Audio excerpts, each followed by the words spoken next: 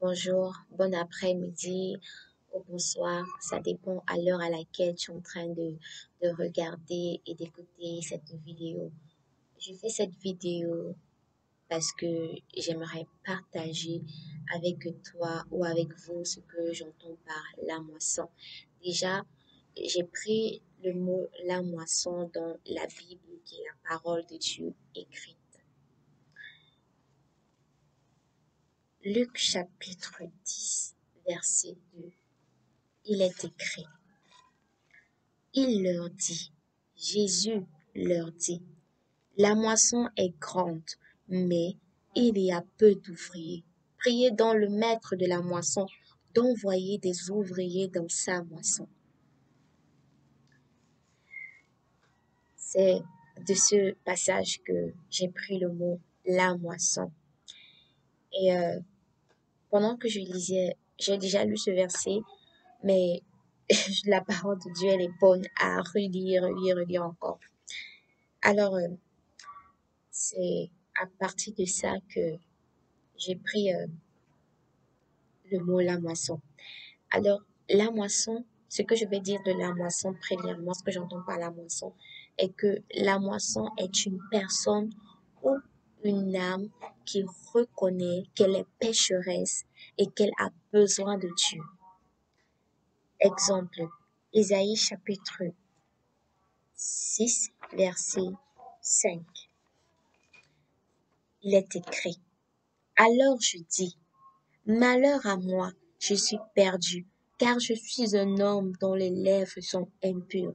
J'habite au milieu d'un peuple dont les lèvres sont impures, et mes yeux ont vu le roi, l'Éternel des armées. Je t'invite à lire tout le passage à lire tout le chapitre d'Isaïe 6. Ouais, à dire Isaïe chapitre 6. Oui. Là, c'était Isaïe. Isaïe, après que il ait vu la gloire de Dieu, il a reconnu. Ça l'a permis de reconnaître qu'il est pécheur, de reconnaître qu'il est impur, et donc qu'il a besoin de Dieu. Un exemple, quand on, il y a des gens que, quand tu leur parles de Jésus, bah, tu n'as même pas besoin de trop parler. Et tout d'un coup, ils reconnaissent que non, ils ont besoin de Dieu. Et ils te disent, comment est-ce que je peux venir à Jésus? Et tu te demandes, en fait, tout simplement parce que là, tout simplement pourquoi? Parce qu'ils ont reconnu qu'ils sont pécheurs et qu'ils ont besoin de Dieu. Deuxièmement, la moisson est une âme qui est prête à recevoir Dieu par Jésus-Christ au travers du Saint-Esprit. Pourquoi je dis par Jésus-Christ? Parce que Dieu déclare dans sa parole que nul ne vient à lui si ce n'est par Jésus-Christ. Un exemple,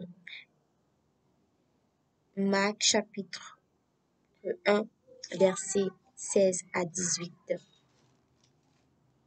Il est écrit, comme ils passèrent le long de la mer de Galilée, il vit Simon et André, frères de Simon, qui jetaient un filet dans la mer, car ils étaient pêcheurs.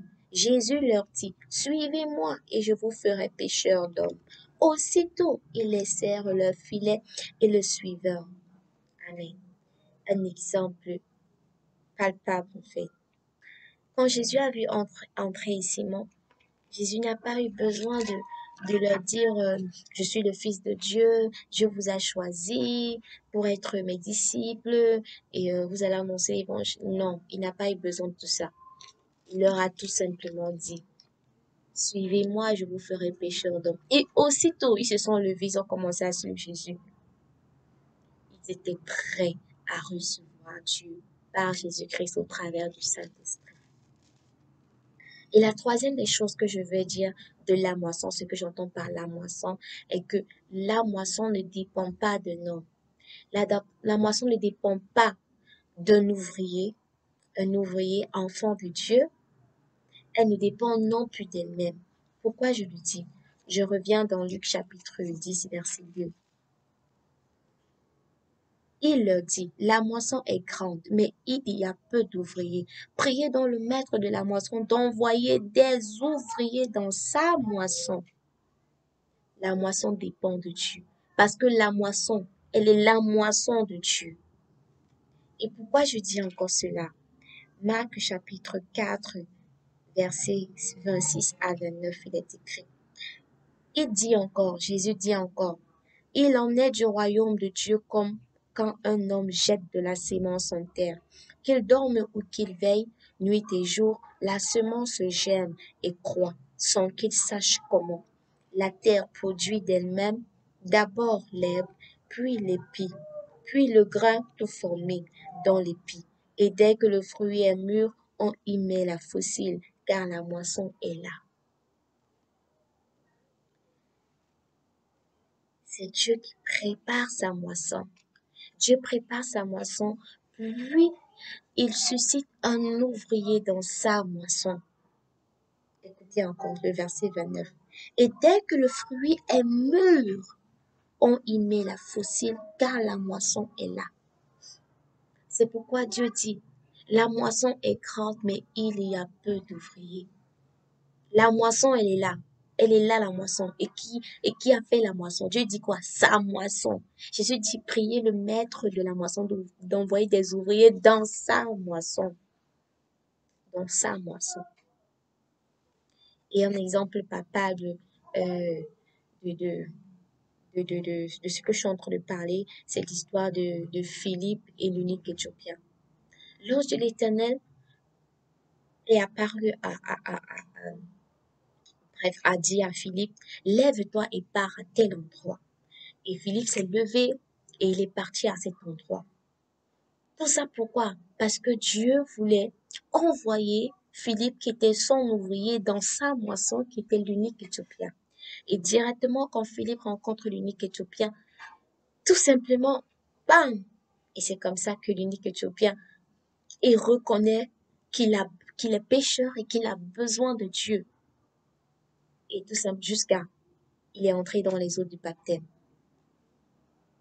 Il y a plusieurs autres exemples, comme Pierre, l'apôtre Pierre et Corneille. Dieu dit à Pierre, lève-toi et suis ces hommes. Quand Pierre arrive, tout simplement, il prie le Saint-Esprit descend. Pourquoi? Parce que Corneille et sa famille étaient une moisson que Dieu avait déjà préparée, qui avait juste besoin de quoi? D'une fossile. De la fossile. Il fallait juste de la fossile, qui était un ouvrier. Et parlons aussi de ça. Je vais parler aussi de ma conversion, Le jour où je donne ma vie à Jésus, je donne ma vie à Dieu par Jésus-Christ au travers du Saint-Esprit. Je me suis réveillée ce matin et je me sentais tellement mal. Ça ne m'allait vraiment pas. Alors je me suis assise et j'ai parlé à Dieu. J'ai dit, Dieu, je me sens comme ça, parce que comme ça, comme ça, comme ça, comme ça. Et après, je me dis, si tu existes vraiment, parle-moi. Si tu existes vraiment, révèle-toi moi. Bien évidemment, tu ne m'as pas parlé ce jour, alors je suis partie à l'école. Et arrivée à l'école, vraiment, la journée était vraiment horrible. Même à l'école, ça n'allait pas. J'avais mes professeurs, quand mes professeurs venaient souvent en cours, j'étais toujours animée, quoi. J'aimais toujours participer et tout cela. Et alors, j'avais mon prof de maths ce jour-là. Il me dit, Jen, c'est comment? On t'achète à manger, quand tu as faim, on t'achète de jus. Tu veux quoi? Pourquoi? Tu es malade, on t'achète des médicaments. J'ai dit que non, monsieur, je n'étais vraiment pas là. Alors, à l'heure de la pause, il y a une petite sœur qui est venue me voir et elle voulait partager quelque chose avec moi. Alors, je l'écoutais. Et ensuite, il y avait un camarade de classe qui, lui, il aimait parler de Jésus à l'école. Ça, si je veux encourager un enfant de Dieu à toujours parler de Jésus à ses camarades de classe. Et alors, il est venu et il voulait parler avec la petite. Et elle m'a regardé pour me demander la permission. Je lui ai dit, oui, pas de problème. Déjà, quand c'est Dieu, moi, je ne m'interpose pas. Et alors, il a commencé à parler avec elle. Et moi, je les regardais, j'étais comme ça. Et je les regardais, je n'écoutais rien de ce qu'ils disaient. Je n'étais même pas avec eux. Tout d'un coup, j'ai juste compris. C'est moi qui consomme. Et j'étais vraiment à l'aise. tout allait bien. J'étais en la paix, la joie m'a totalement envahi. Et après, je lui ai dit, attends, attends, attends, attends, tu as dit quelque chose là. Il répète. Je dis que non, c'est pas ça. Tu as dit quelque chose. Il a encore reparti à ce qu'il était en train de dire. Je dis que non, tu n'as pas dit que c'est moi qui console. Il dit que non, je n'ai pas dit ça. Alors, j'ai su que c'est l'Éternel qui me parlait. Et après, il a commencé à faire confesser la petite. Et moi, j'ai aussi commencé à répéter la prière. Et après, c'est là où je me rappelle que, mais, attends un peu, mais j'ai déjà fait cette prière avec ma grande sœur, non? Mais en tout cas, après ce jour-là, ma vie n'a plus jamais été pareille. D'ailleurs, mes camarades, ceux qui me connaissent peuvent en témoigner que ma vie n'a plus jamais été pareille. J'ai changé. Non, mais vraiment, gloire à Dieu. Et la question est, parce que je me suis posé la question qui est, mais pourquoi à ce moment-là, quand ma soeur m'avait fait confesser, ma vie n'avait pas changé? Pourquoi?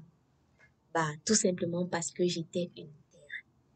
C'est pourquoi la prochaine vidéo, je vais partager avec toi ou avec vous ce que j'entends par terre. La terre, hein, je dis la terre dans le sol là, ce que j'entends par terre. Et ça sera une différence entre la moisson et la terre. Et ensuite, je vais parler de, de euh,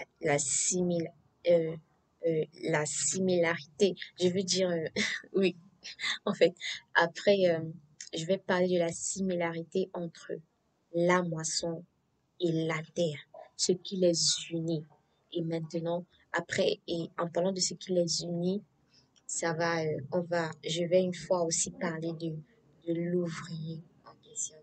Donc, c'est ce que je voulais partager pour que ce soit pas trop long. Merci de m'avoir écouté. Vraiment, ma prière est que Dieu continue toujours à bénir tous ses enfants dans ce monde entier, continue à les fortifier.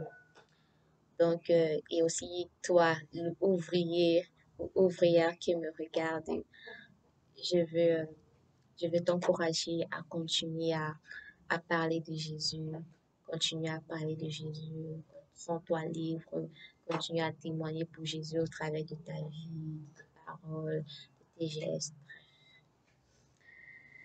Alors, à la prochaine. Et bonne année de grâce encore 2021.